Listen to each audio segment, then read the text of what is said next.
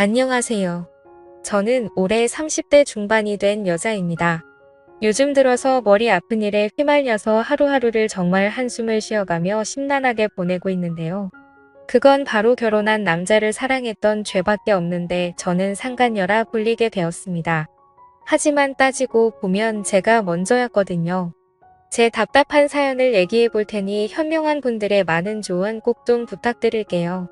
신중히 제 이야기를 듣고 잘 판단해 주시면 감사하겠습니다.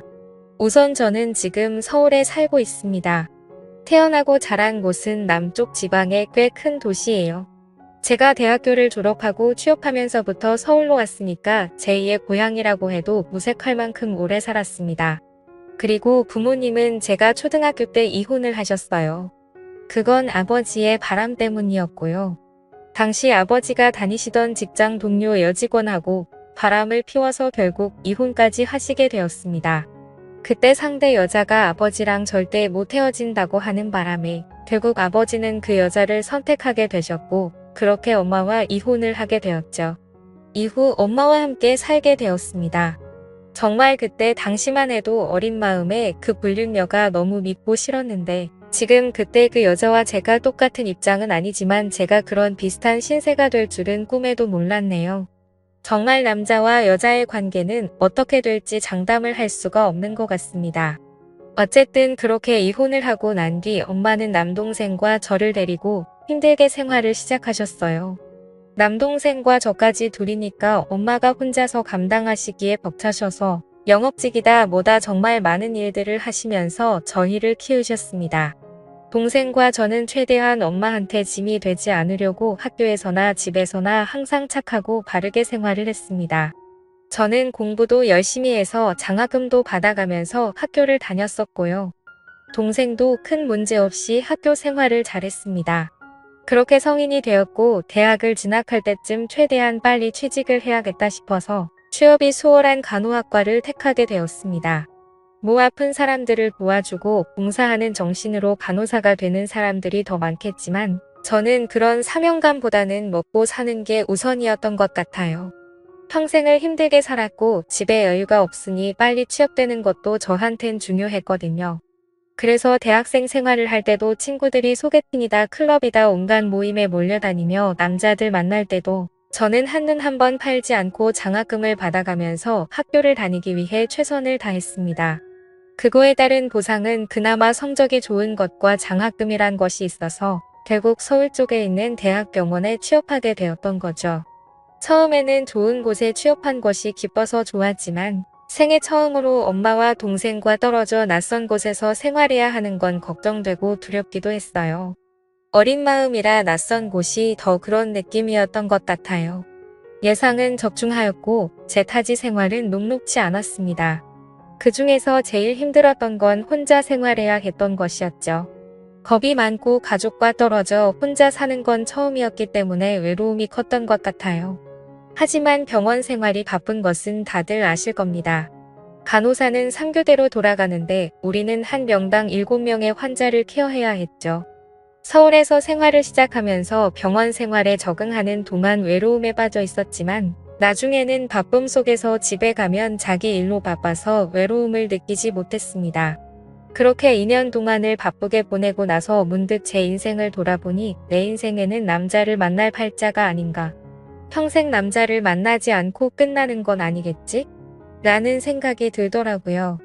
사실 학교 다닐 때 대쉬하는 남자들은 있었지만 그때까지 남자를 제대로 만나보진 않았습니다.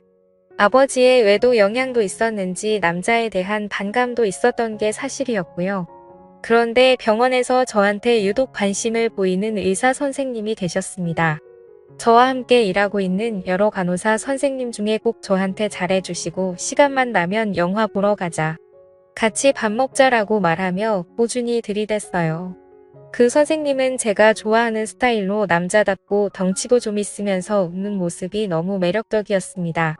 처음에는 장난이라 생각했지만 계속 그런 제안이 반복되다 보니 이 남자가 진심으로 하는 말인가 의심이 들었었죠.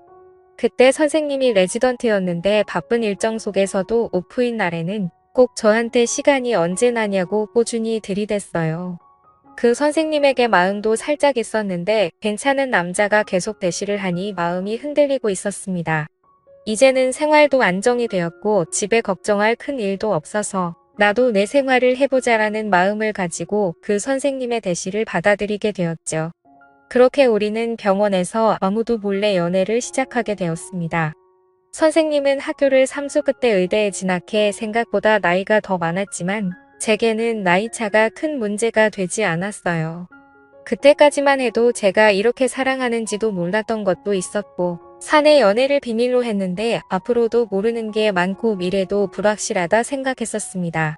하지만 우리 둘은 매우 빠르게 가까워졌고 오프인 날이면 서로 시간을 맞추어 가까운 곳에 여행을 가기도 했으며 주로 우리 집에서 데이트를 하면서 하루를 마무리했어요. 그리고 연인을 만나면서 가장 중요한 게 무엇인지는 다들 잘 아시겠죠?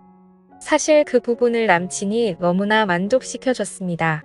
남자를 제대로 만나본 건 이 사람이 처음이었고 그 사람도 나와 처음 함께 지새운 날 너무나 감탄했어요. 자신은 여태 그런 적이 없었다며 정말 참을 수 없다고 터놓았어요. 그러나 우리는 그게 정말 잘 맞았습니다. 그렇게 함께 보내는 시간이 너무 즐겁고 좋았죠. 그 사람은 성격까지 자상하고 다정해서 나에게도 너무 잘해주었고 같이 있으면 못하는 요리 실력으로 스파게티도 만들어주며 깜짝 파티도 해주었습니다.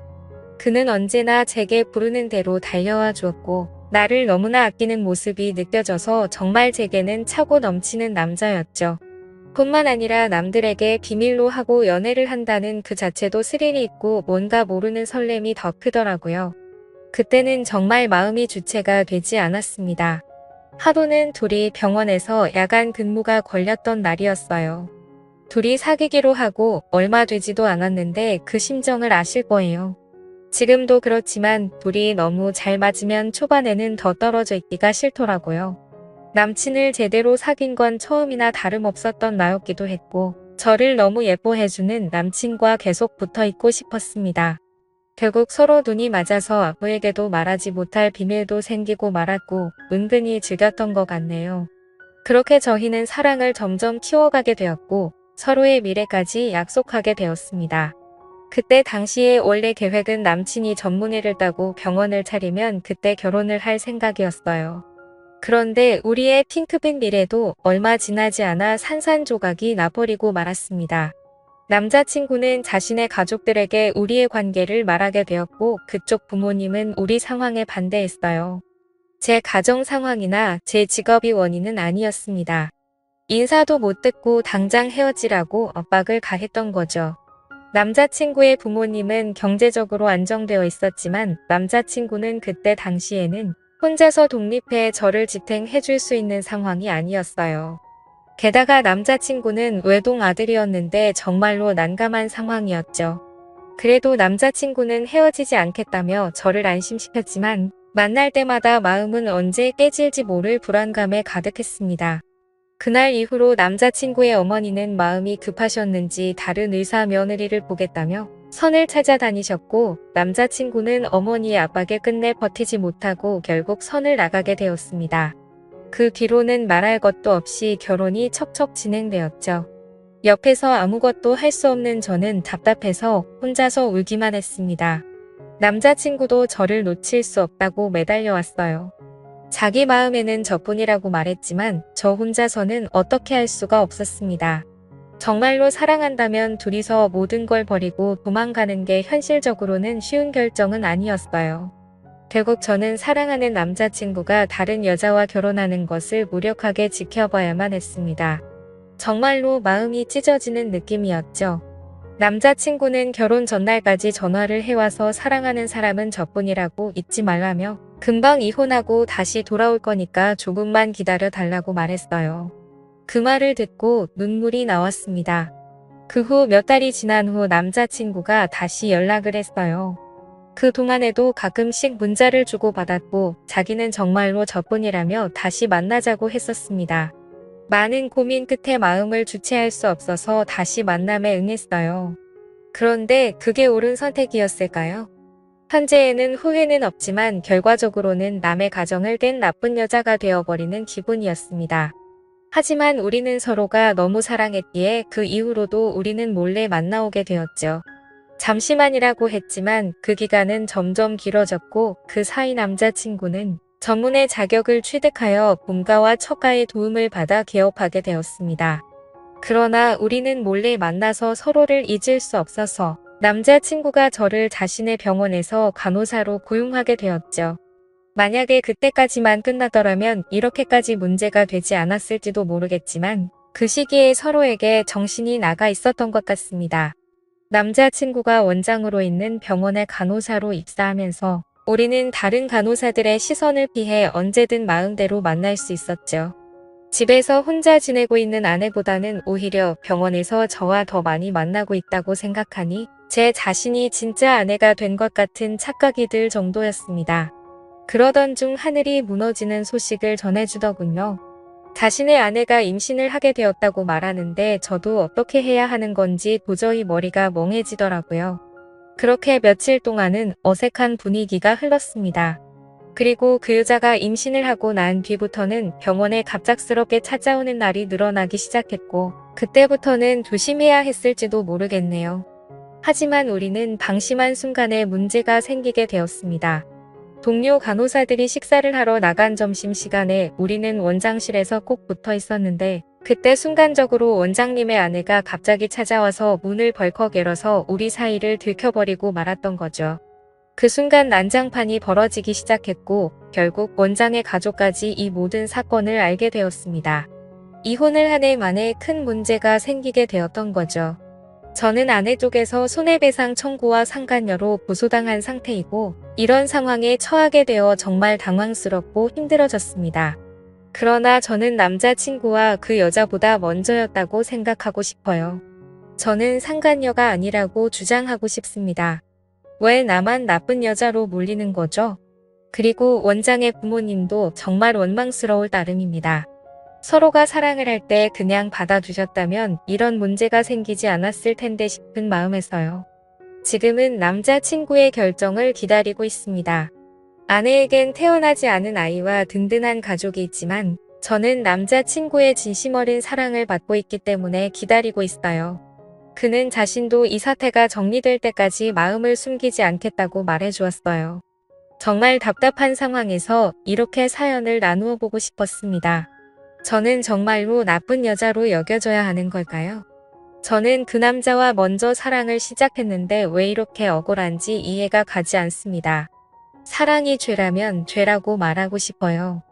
부디 현명한 조언 부탁드립니다. 오늘의 사연은 여기까지입니다. 여러분들의 생각은 어떠신가요? 사연 들어주셔서 감사합니다.